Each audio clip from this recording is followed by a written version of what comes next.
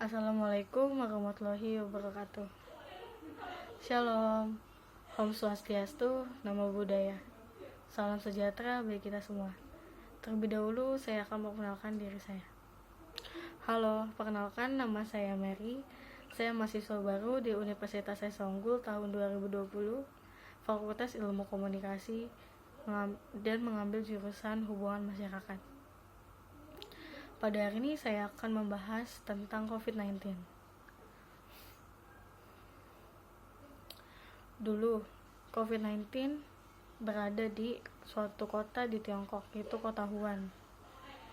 Namun sekarang COVID-19 telah berkembang hampir banyak negara, terutama di negara kita sendiri, Indonesia. Indonesia pun terkena dampak dari COVID-19. Banyak orang yang terkena COVID-19 dan banyak terjadi kematian atau angka kematian pun meningkat karena COVID-19. COVID-19 atau virus corona adalah suatu virus yang menyerang saluran pernafasan dan beresiko untuk semua orang bisa terkena COVID-19, terutama untuk para lansia, bayi, dan orang yang memiliki penyakit atau rentan terkena penyakit. Kenapa? Karena mereka tidak memiliki kekebalan tubuh yang kuat. Otomatis mereka gampang terkena penyakit atau terkena virus-virus tertentu. Lain lagi dengan para orang yang memiliki kekebalan tubuh yang kuat, mereka akan susah terkena virus. Karena mereka sering mengkonsumsi vitamin dan makan makanan yang sehat serta sering berolahraga, otomatis mereka memiliki kekebalan tubuh yang kuat. Tapi salah nih kalau orang yang beranggapan, oh saya punya kekebalan tubuh yang kuat, otomatis saya nggak bisa terkena virus corona. Wah, tanggapan kayak gitu salah. Kenapa? Tidak berarti kita yang punya kekebalan tubuh yang kuat tidak bisa terkena COVID-19. Bisa saja karena dampak terkena percikan air liur. Karena terkena percikan air liur penderita, kita pun bisa kena COVID-19 teman-teman, walaupun kita memiliki kekebalan tubuh yang kuat. Jadi jangan menggampangkan virus ini teman-teman. Kita harus tetap mengikuti protokol kesehatan. Kita tetap harus memakai masker, kita harus menjauhi kerumunan orang banyak, dan kita harus menjaga kebersihan. Penyebab orang bisa terinfeksi virus corona: terkena percikan air liur sang penderita. Kita memegang benda yang terkena percikan air liur penderita, kita memegang muka atau hidung penderita, dan kita setelah berinteraksi memegang, atau kita setelah kita melakukan aktivitas kita memegang mata atau hidung kita, itu bisa menjadi salah satu resiko kita bisa terkena virus corona. Gejala seseorang bisa terkena virus corona: mereka akan mengalami batuk, mereka akan mengalami sakit kepala, mereka akan mengalami demam, mereka akan mengalami pilek, dan mereka akan mengalami badan yang begitu lelah atau mudah capek. Virus corona juga sering mengalami demam yang tinggi dan akan terjadi penyakit pneumonia. Dan virus corona akan mengalami gejala batuk berlendir serta mengalami sesak. Nah, tiga gejala itu adalah gejala yang parah. Kalau kita mengalami gejala tadi, kita harus coba tes rapid atau swab test untuk mengetahui kita terjangkit atau tidak. Kalau emang kita takut atau kita merasa aduh aku gak enak badan nih gini-gini, kalian bisa isolasi mandiri. Itu sesuai dengan pengarahan dari dokter ya teman-teman.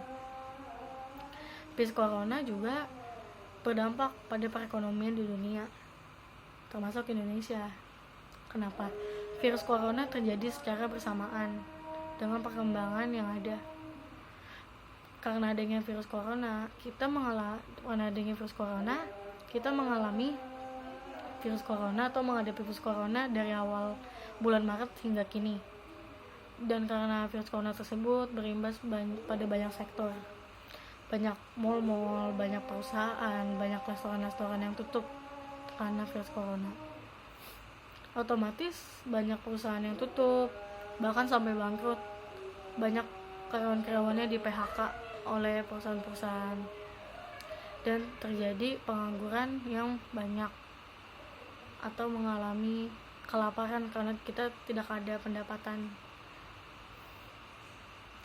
Pemerintah juga melakukan PSBB untuk mengurangi perkembangan COVID-19.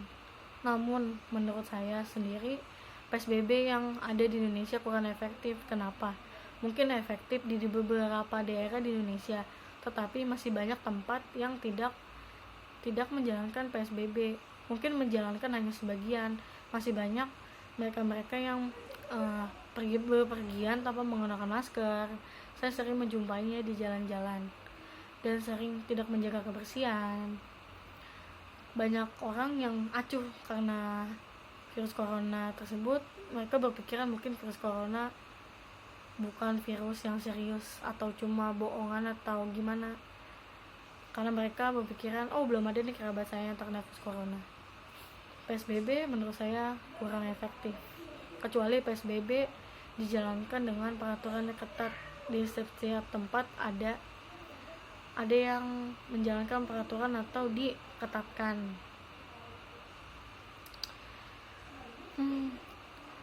Karena corona sendiri menyebabkan banyak perusahaan-perusahaan yang tutup, banyak perusahaan-perusahaan yang bangkrut, banyak toko-toko di mall yang tutup karena sepi pembeli. Bahkan mereka mengadakan diskon yang gila-gilaan supaya barangnya laku terjual. Namun sama saja, resikonya sangat besar untuk mereka akan tutup. Pendapatan tidak ada, pengeluaran terus menerus karena virus corona ini. Pengeluaran yang terus menerus, pendapatan yang semakin lama semakin berkurang. Saya pun mengalami seperti itu. Pendapatan perusahaan saya pun mengurang, tapi pengeluaran selalu ada. Entah kita membeli masker atau kita membeli sabun cuci tangan untuk menjaga kesehatan kita. Karena virus corona sendiri,